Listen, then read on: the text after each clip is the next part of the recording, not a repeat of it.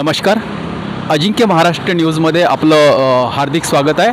आज आपण आलो आहे वनामती वसंतराव नाईक राज्य कृषी विस्तार व्यवस्थापन प्रशिक्षण संस्था नागपूर इथे. आणि इथे सांस्कृतिक कार्य विभाग व सांस्कृतिक कार्य संचालनालय महाराष्ट्र राज्य मुंबई आयोजित 22वी महाराष्ट्र राज्य बालनाट्य स्पर्धा 2025-26 ही सोमवार 5 जानेवारीपासून तर गुरुवार दिनांक 8 जानेवारीपर्यंत ही बालनाट्य स्पर्धा इथे आयोजित करण्यात आलेली आहे. स्थळ आहे वसंतराव नाईक स्मृती सभागृह वनामती नागपूर. आणि यामध्ये एकूण 5 3 2 5 10 15 20 25 एकांकिका इथे सादर होणार आहे. तर आपण सर्वांना आवर्जून विनंती आहे की या बालकांचं मनोबल वाढवण्यासाठी 22व्या बालनाट्य स्पर्धेचे उद्घाटन वसंतराव नाईक स्मृती सभागृह येथे पार पडला.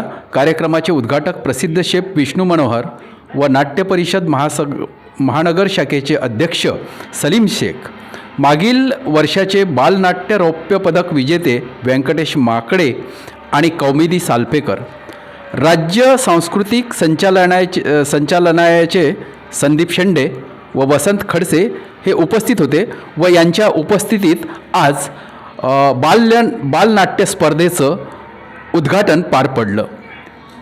व यात आज दिनांक 5/1/2026 एकूण 7 एकांकिकेचे सादरीकरण बालकलावंतांनी केले. त्यातील काही क्षणचित्र आपण बघूया.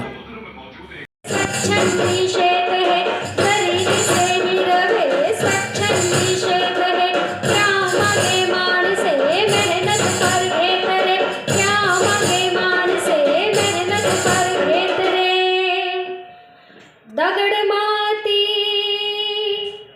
वेचतो, धरती ही उफाळतो,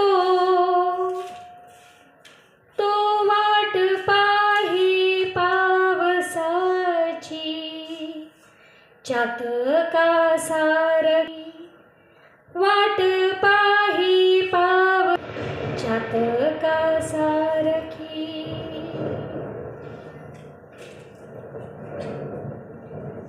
हे